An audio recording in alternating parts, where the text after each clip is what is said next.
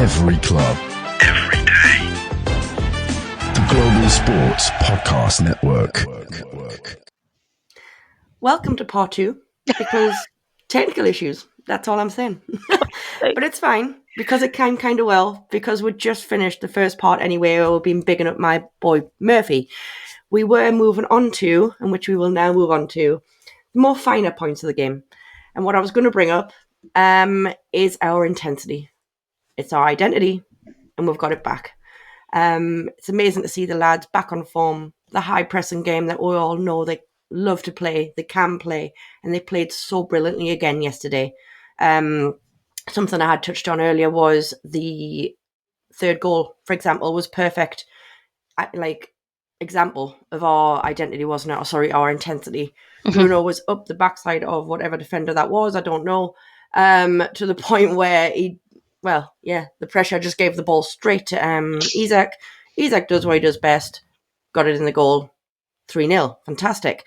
So, yeah, let's talk about the fact that the boys are back. They brought their intensity into an away game, which is massively important for us because it's something that we really haven't done all season. So it's great to see us doing it across the board now, home, away, cup games, mixing it up against the big and the so-called smaller teams, because I hate kind of labelling it that way, but we all know what we mean by that.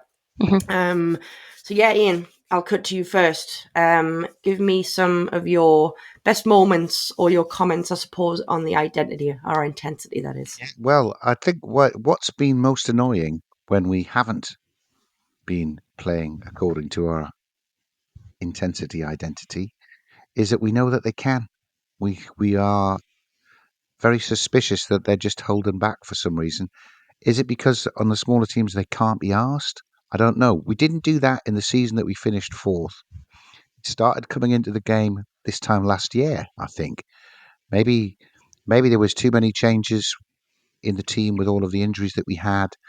But to lose at Luton, to lose at home to Nottingham Forest exactly a year ago, we lost our identity there. And then we sort of picked the games where we showed it again. And we started the season with that as well. And that's what's most annoying. And I think finally they got called out on it after they capitulated in the second half against Brentford. And Bruno said it was just a mess. There was a lot of harsh words spoken or air clearing between the players. And rather delightfully, they've shown that they can be up for showing that intensity at home against a newly promoted side. We should have expected it anyway, I think, in a cup quarter final against Brentford. But as you say, against a newly promoted side away from home, just like Luton were on the corresponding weekend last year, we've destroyed them 4-0, which is what we should be doing. And we haven't just faffed about and come back with a 1-0 defeat. Yeah. So that is what most delighted me about the performance yesterday. Too many individual highlights, really, because I know we scored 4. I mean, I think Isaac could have had 4 and Gordon could have had 4 individually. Yeah. Yeah. I mean, you've got that Bruno off the post as well, that header. Oh, my Oh, word. no. Yeah, You what see a how great devastated he move that was there, wouldn't he, as well, when He he got deserves that. a goal. He's been just a brilliant good the last move. few games. He did. Yeah. That was such a good move, such a brilliant move from Lewis, started by Lewis Hall. And some nice interchange in midfield, and Lewis Hall is suddenly in the left wing position and crosses the ball perfectly. And Bruno, I'm never convinced when Bruno tries the headers. I know he scored some, but you know, some crackers, to be fair. it was a shame. Yeah. It was a shame. I think it came off his ear and hit the post, but never mind. But yeah, it could have was been a good yesterday? 7 or 8, couldn't It's it? Harvey Barnes had one that came off the post as well, I think. Did he not? Or was that? I'm getting confused. I've seen so much dominating football over the last week. I know. I can't. I He think did that have a might great have been the chance. I Brentford just game. can't remember. Did it hit the post? Did it? But he did have a great chance. I know what you're talking about.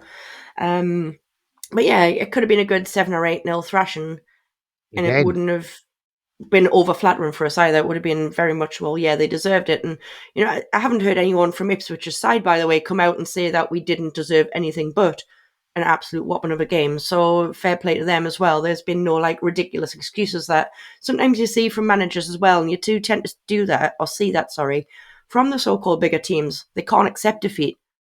But that's a whole other subject, by the way, because I could probably spend a whole pod going on about that. So I won't. So Nic, apart from obviously what we've just been talking about, have you got any kind of standout highlights from yesterday's game or players?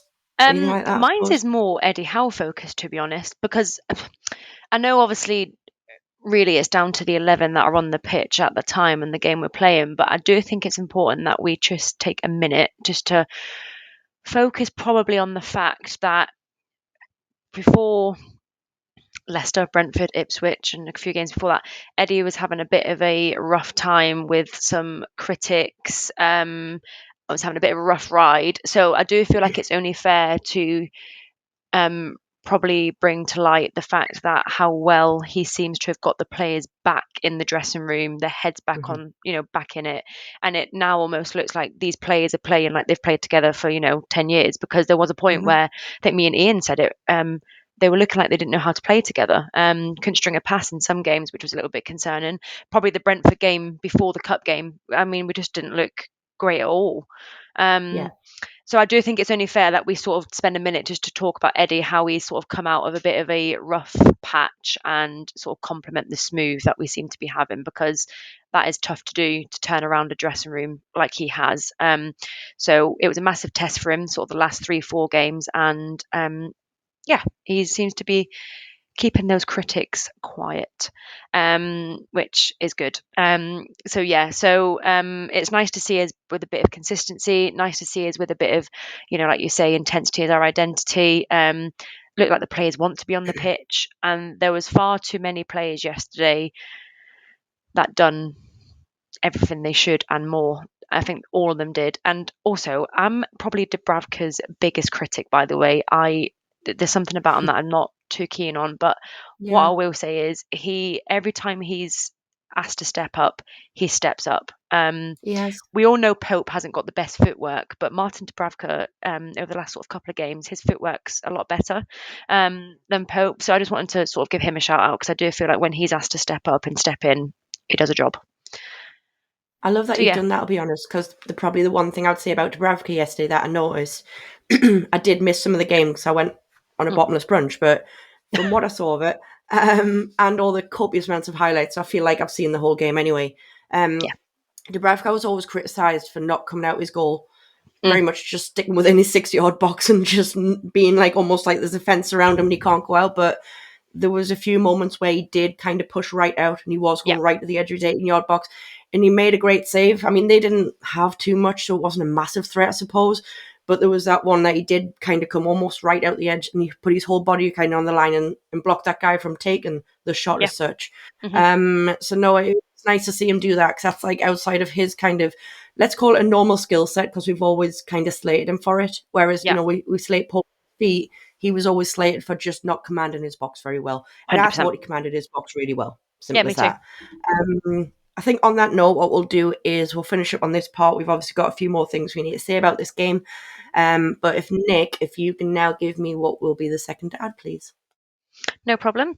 Here at Global Sports Podcast Network, we spent a lot of time selecting our delivery platform. Zencastr came out the clear winner with 4K.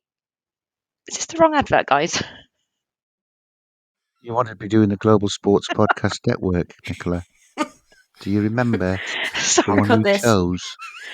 No, don't The cut one it. you It's funny. chose, Sorry. and the one I didn't Just say, and the go. one I said didn't say just about 10 minutes ago. Sorry. in. Sorry. Is it Nick, coming let's back go into with the second focus ad. now, Nick? Sorry. Right. Sorry, everyone. This podcast is part of the Global Sports Podcast Network, the only network bringing you exclusive daily news and views on your Premier League team, the Premier League, women's football and fantasy football. A unique listening experience that puts fans first, bringing you the very latest breaking news from your team. Subscribe wherever you get your podcasts and make us your first listen every day. Global Sports Podcast Network, every club, every day. God, we got there. Well, sorry, I'm on this burnout. actually makes it a bit better, because I will leave in the part that after Ian did his so well in part 1 of this Ipswich review, that we then joked about the men doing it better than the girls. So, I'll leave that bit in as well, because now it just backed it up. Cheers, chick. We got there in the end, is all I'm Sorry. saying. I do think it's So very, sorry. very harsh for you to say that the boys are doing it better than the girls. It's No. just like a Jacob Murphy You guys are, performance, though. It's just fact. Sometimes it's the top man, Exhibit A. Sometimes it's a little We're bit, fine. bits get missed out. Ian, Not to we're worry. not precious. Don't worry. We can take it. We're not doing well. It's fine. Gone bright red, look. Jesus. Don't get embarrassed. Oh, God. I just know Unless people are Ken's going to watching this enjoy on this. socials, yeah. I know he's not here. He can't rip you. It's fine. You're safe. Yeah, true.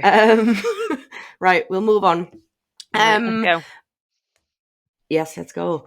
How are basically these recent few performances? So we're going to talk about Ipswich. We'll talk about the collective, I think, of the last 3 performances. How are you guys now feeling moving forward? So we're just going to talk about the rest of the festive season and into January. We've still got quite a few games in this kind of compact period sort of thing. How are you guys feeling about this? I would assume obviously a lot happier and a lot more positive. I'm not saying we were overly negative, to be fair, but there's got to be a lot more positive and just, because we were very wary, let's call it, about certain games coming up and certain things, and like, are the other lads even going to turn up? Now, I don't feel any of that. So please, God, lads, don't not turn up on Boxing Day, by the way, because my other question would be is, can we finally put to bed or what seems to be a Boxing Day curse? Because, dear God, the most recent seasons and some in the past have been pretty shocking around this kind of festive time. So, Nic, I'll come to you first. How are you? She's like, God. How are you God. in general, chick? Let's forget about the I ads. am feeling, if you'd asked me this a month ago, I would have been feeling a lot worse than what I am now. I am feeling very positive going into our festive fixtures. Who have we got left? Villa at home and then United, isn't it?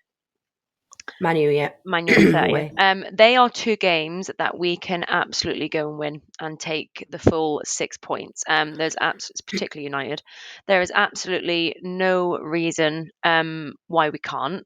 The only worry I have, and this is just me because I think on their day they're a great team, is the Villa game. If we get the Villa, I know their sort of Premier League campaign's been a little bit like this, but if we get the Villa side that I half expect to turn up, then that will be my only worry. Because on their day they can easily put 3-4 past anyone, not just us. But I fancy us, obviously. And there's absolutely no reason why we can't go out and win that. I don't think teams can handle, like you say, our intensity well at all and what we chuck at them. And I do think that's going to be a really entertaining game because it's going to be a battle of 2 very good sides. Let's be honest. And yeah, I am feeling good. What was your next question? There was 2 questions to this, wasn't there? I mean, to be fair, we'll mix it up. Just talk about that for now, because we'll ask Ian your thoughts. We'll just talk about the next couple of games, I suppose. But Right. the question was obviously the Boxing Day thing anyway, which you've just talked about, so it's fine. Because Covered. really what we've got Villa, we've got Man U, we've got Spurs, remember, on the 4th. Oh, yeah. And then we're straight into 2 cup games as well, so that's what I mean. We've got so much kind of coming up, even going at the beginning of January, so it's still such like a busy time, isn't it? But Well, Ian, give us your thoughts as well. How you feeling? Joanne, Nicola, What? I'm here to set your minds at rest. Because We're fine. clearly, We're happy. because you haven't Totally mentioned it yet, you didn't listen to our preview podcast where I confidently predicted that Newcastle would beat Ipswich 4-0. Oh, yeah. And that was because they had turned the corner, that we would have another entertaining game, but still end up hammering Aston Villa, maybe matching the 5-1 that we got in the opening game last season. And then Man U and Tottenham, can you pick 2 more teams in defensive injury-stricken disarray than those 2? Disarray. We're going to win Yes. those. We are going to gonna win win all 3 of those matches, and our tails will be so far up, we'll look like bloody peacocks when we turn up to play Arsenal in the first leg of the I Carabao love Cup. that. I love that So analogy. don't worry about it. I didn't need to see what was going to happen at Ipswich because I knew it would be like that. And I can be this bullish because I did record that on Thursday, Friday night, whenever it was that we recorded. We have evidence. Well So done, yeah, Ian. I am well up for it. And I just think things like Joey coming back from his suspension, Sven Botman getting some minutes. Lewis Miley came on against Ipswich and looked quite good, quite fit, much bigger and stronger than last year when he was very good in that little 10-minute cameo at the end. I think as Yaz said, the only way is up from here. And I wouldn't be surprised if by mid-January we're not in the top 4 and everybody is worrying to death about having to play us. Yeah. I agree. Is that positive enough for you? That is positive enough. Yeah. It's exactly what we All want. we need. It's exactly what we expect. No, and we're cool. all at the Boxing Day match, aren't we? So it's going to be one big family. It's going to be wonderful. Good old win. I hope so. I think it'll be a great game. I think it'll be a very good game. Yeah. Ipswich, Aston Villa, of course. They have been a bit up and down. They're a bit affected by the Champions League matches, I think. But, they beat Manchester City yesterday. I don't think that should be underestimated, even though they're Man City are probably bottom of the league table, form league tables at the minute. I mean, what City has still got a lot of good players. It's unreal, isn't it? I've never seen a downfall like it. Yeah. But I keep saying, the next game, somebody's going to get hammered at some point as a result of this. They're going to come back and absolutely spank someone. But I'm thinking, are they? Are they actually going to come back? Nah, they're not. No, none of that. None of that. Nah, sorry. None of that. Nah, they won't. No. But Ian's spot on there. Man U and Spurs in particular anyway, I think even if we hadn't done this 4-0 job against Ipswich, they're not exactly two teams that you massively fear. Of course not. They can score goals when they almost want to score goals, which is a bit bizarre, and they can be a bit fluky or a bit jammy, but they're not two teams that anyone should be fearing, really. They're so inconsistent. And the downfall of Man U is always funny to watch. Come on, let's get real. And I don't care who or if that offends anyone anyway, because in a way I hope it does. But yeah, Bournemouth have just done Man U 3-0 today. That's what I mean. Bournemouth, we know, are a very useful side. It's crazy, so if we can maintain our intensity, and that's the other big plus I had before I saw the Ipswich game. You know that Newcastle are going to be up for a game against Aston Villa, a game against Man United, a game against Tottenham. They're all those teams that we are competing against at the top. And the team can get up for it. Just look at the Liverpool match, the Arsenal match, the Chelsea Cup match. We're always going to get up for those games. And with this confidence and the goal scoring boots having been put on the right feet, I think we're going to be give everyone a bloody hard game. I agree. I'd hope so. Yeah, completely agree with that. As you say, I think, like you said before, Nick, Eddie's got them back in the place that he needs them back in. We've got to hope that this kind of roller coaster season that we've had so far will now stabilise out a bit. And I think as this conversation's flown, I think we're all pretty confident it's going to, really, isn't it? Again, it's not being bullish, it's just being honest about how we're feeling. It's great to feel this way, I'll be honest, because it has been such a bit of a roller coaster of emotions so far this season that we didn't know whether we're coming or going. I think game in, game out was it. The one thing I would like to see, I think, for the cup game, especially with Cher being out, is I really hope Botman's fully back by then, so he's going to be starting. I do appreciate we're then going to have really two left-footed central defenders, but I actually genuinely don't see the problem with that. I can't see why we can't have it. It's going to have to happen, really, because it'll be Burnham Botman in the back. So it'll be great to see him back, and it's going to be hopefully perfect timing for the fact that Cher's suspended. Bruno being suspended as well for that game kind of sucks, but we've got options. And if the lads keep playing like this, and they, like you said, keep their tails up, keep that momentum going, again, I'm going to feel very confident against Arsenal as well, even though they've been playing well, but so what? I think the one thing we'll do before we sign off is, Nick, I think I'm on with you tomorrow, so we'll probably talk about predictions for the Villa game then. Okay. We'll leave ours. Ian, I don't think you're on tomorrow. So do you want to give your prediction so we've got it on record? Because, it's going down well with the on record for you. Can you give your prediction, please, for the Villa game on Boxing Day? Can I? I see another game like Brentford. So Villa will score, but I think I'll go for a 3-1. Not just because I always do. It's all well thought out, and I even said on that Brentford game when the goals would go in. But yeah, I think 3-1. I think there'll be goals in it, and it could be 4-2. But I'll go for 3-1 because I'm not greedy. Spoiler alert, if anyone's actually literally watching Nick's give away hers, but she's not going to verbally say it. Anyone just I'll tell listening. that tomorrow. Yeah. Oh, I do brilliant. think there's going to be goals on each side, but I'll not say what I think the score is going to be. We can discuss this tomorrow, but yeah. Lovely job. Yeah, I think we'll wrap it up there. I think we've said enough. We might want to say a lot more, but we will wrap it up. We'll not bore people. But it's been a pleasure, as always, speaking to you guys. Nick, I will see you tomorrow. Absolutely. And then both of you, I'll see you at the Villa Boxing game Day. on Boxing Day. So Come on. roll on that as well. Not wishing Christmas away, by the way, because I absolutely love it. But yeah, cool. All right, I'll see you later, guys. Bye. Don't forget to listen out, by the way. Club. Every day. The Global Sports Podcast Network. Just to make things up, secret- Ian, what did you want to say there? Don't forget to listen out for the secret Christmas Day special, Oh, yes. which I'm doing. There's no football on, but I'm still doing a podcast. It's going to be very it's special. Funny. It's not It's finished absolutely. yet, but it's going to be funny. I'm sure it will be. Right. Enjoy. Enjoy that with a few wines or whatever you're drinking. Cool. I'm really going to sign off now, so I'm not going to play the Good. outro again. I'm just going to say sayonara.